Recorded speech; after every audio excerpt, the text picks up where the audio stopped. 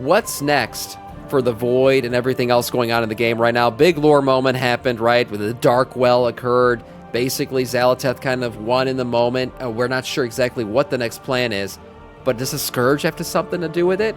The Void begins to take over the Scourge in 12.0.5. What is going on here? And what is Xal'atath's plan going forward? Let's check this one out real quick here from Doran. So in the new patch, we just get something absolutely crazy. Former Xal'atath cultists, loyalists, split off and took over a Scourge outpost, and they literally created a new version of the undead. Void race skeletons, Void necromancers, and the main Void leader literally turned into a lich himself. While a relatively minor questline, this opens the door to so many new possibilities, especially as the Shadowlands are now more relevant than ever with Sylvanas' return and investigation into what they really are, and of course, the Scourge being one of the main factions, if not the main one in Northrend in the last title. What would it be that crazy to have Void-undead? I mean, we did see Callie and Menethil. Basically, she's an undead of the light, right? We saw Alonza's foul and then bring her back through the light. So she is technically, she wasn't be-resurrected. She wasn't resurrected. She was brought back through a necromantic light magic thing. So she's a undead being of the light. So hey, maybe the Void's getting jealous and also dabbling in undeath. Could Xal'atath start mobilizing the Scourge herself or someone different? Are we going to see a Void Scourge hybrid? And what is everything that is going on? Anything Warcraft related, Warhammer, Destiny, pretty much any game you can imagine, you can get at the best market prices with my link in the description below on Gamivo. On top of that, I got mobile top-ups, software, a whole bunch of other things. Even better, if you use my code DORAN, you will get another discount on top, so click the link in the description and check out Use his code.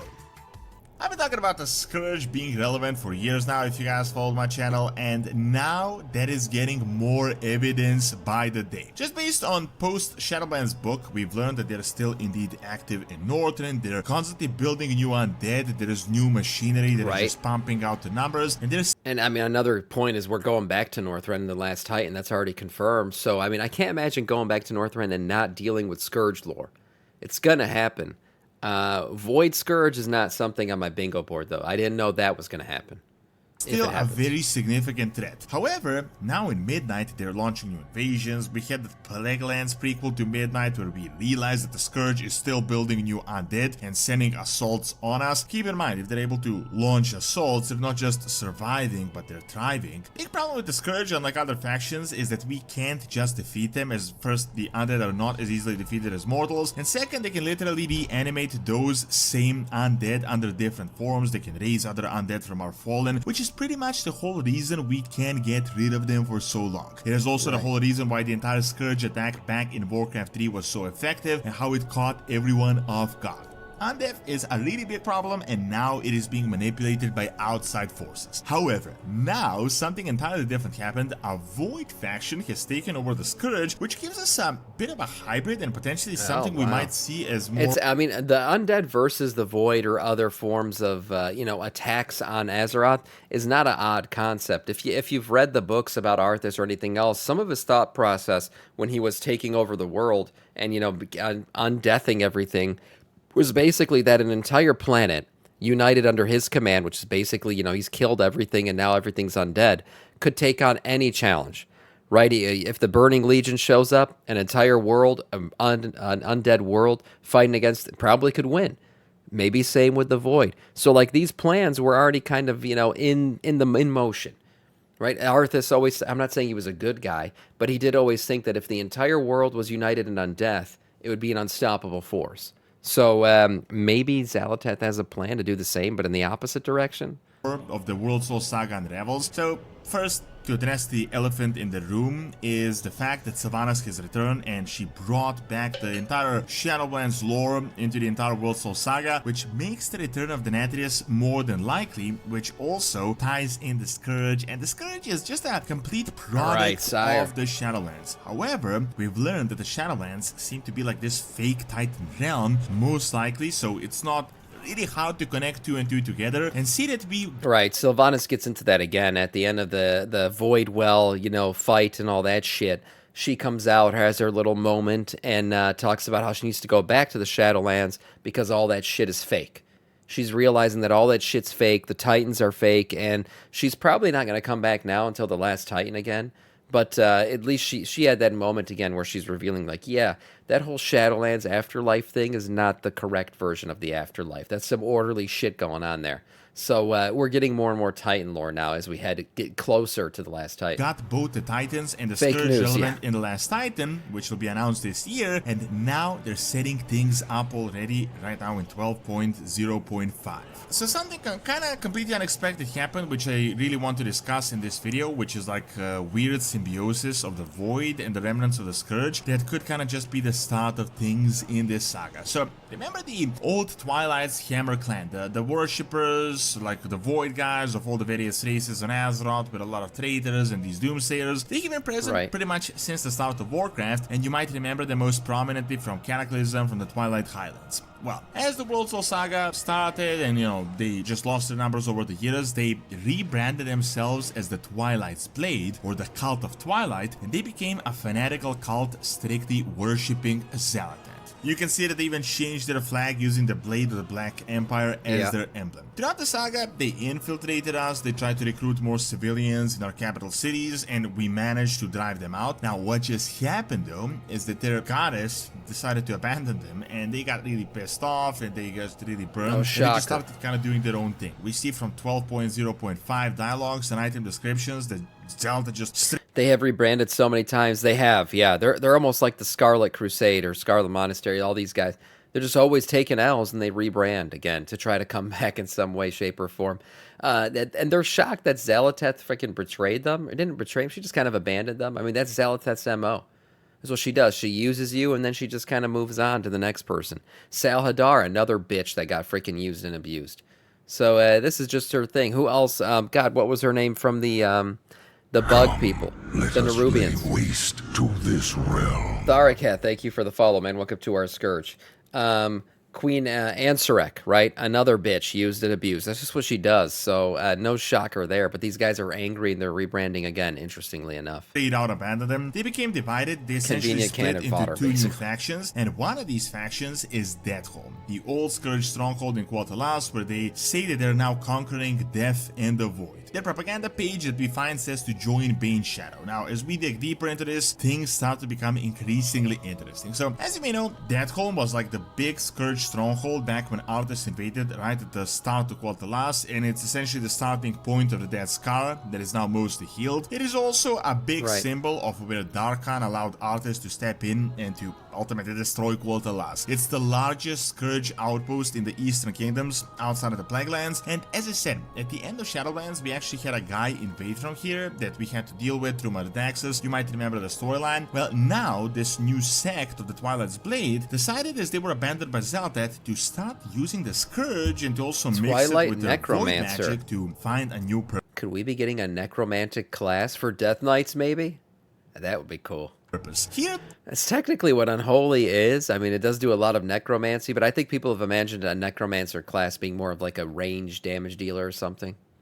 Things become really interesting. I mean, we start seeing Twilight Necromancers that are raising Shadowborn undead like Void-infused skeletons. Some are literally called Twilight Scourge Animate. The leader of this part of the Twilight's Blade starts raising animated golems like Scourge golems, and he literally becomes a lich himself. A new version that we had never seen before, as he says flesh no longer binds him. I mean, model-wise, he looks like a regular lich, which I think is a game technicality, but this is something unlike anything we had seen before. Now, of course, we beat him in this questline. This is mainly a side quest. It's not like some giant new faction that threatens the world that is being formed. But I think this quest, this lore, sets a really interesting precedent, and it's also a really interesting setup for a future storyline, especially in the last Titan, as we start exploring the Scourge. Especially as the Scourge no longer has a Lich King or a purpose, so something like this sort of symbiosis seems inevitable. The big problem with the Scourge is they no longer have a central authority despite being powerful, and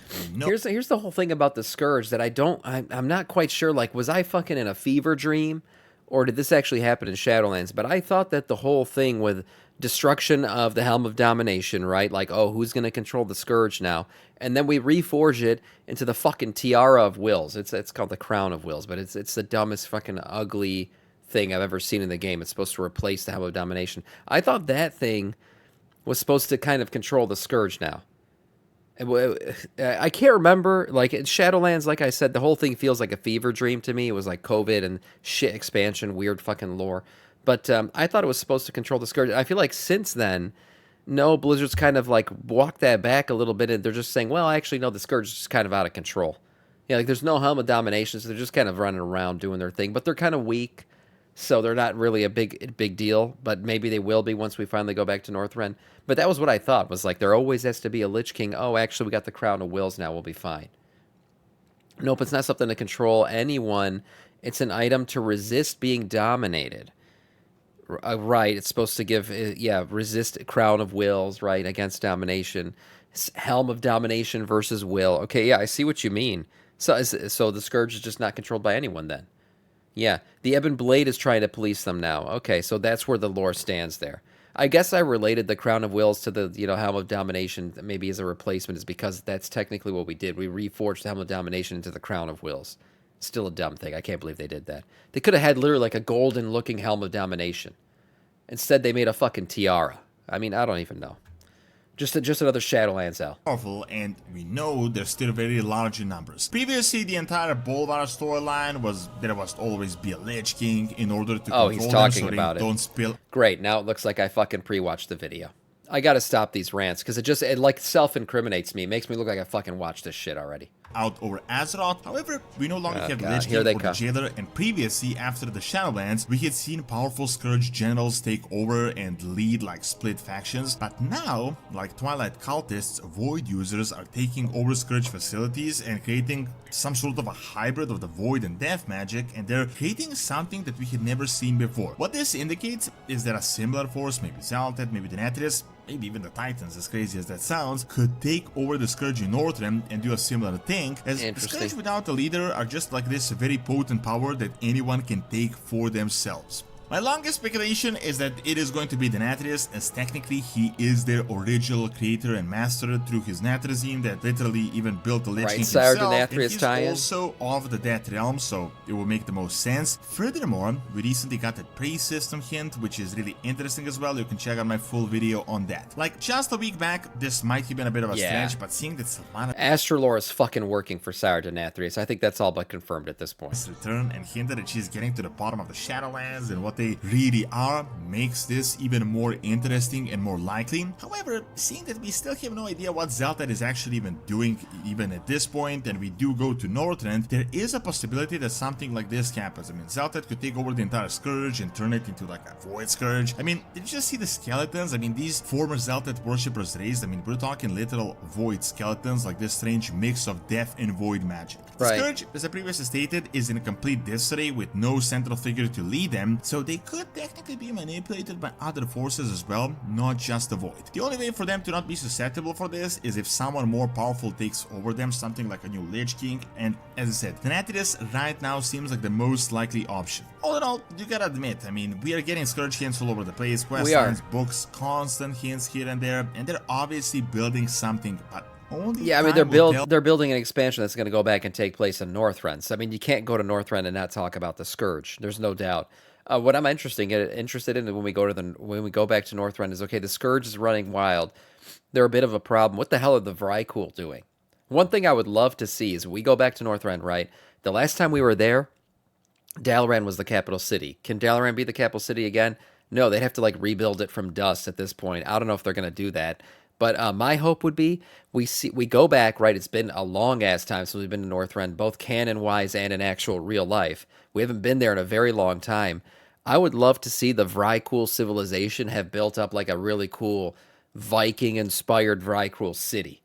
And we go help the Vrykul deal with the Scourge and the Titan shit that's going on, obviously, in Northrend. And we get a Vrykul-inspired capital city.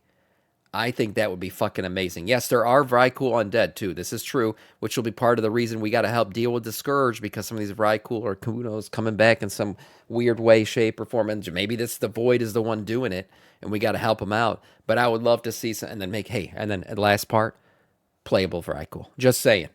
I think those would be W's for Blizzard if they did that shit. I'll put that out there right now. Hey, maybe they see this video. They probably won't, but maybe they do.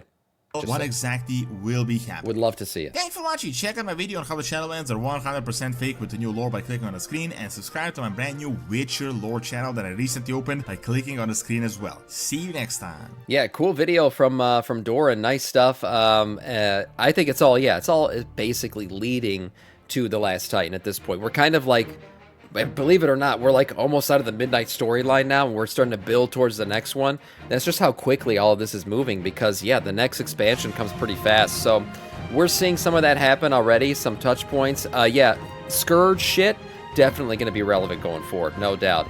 Jesus Christ, I get the pre-watch shit again. Well, anyways, my first time watching this video, and it's overall a nice video from Doran for sure.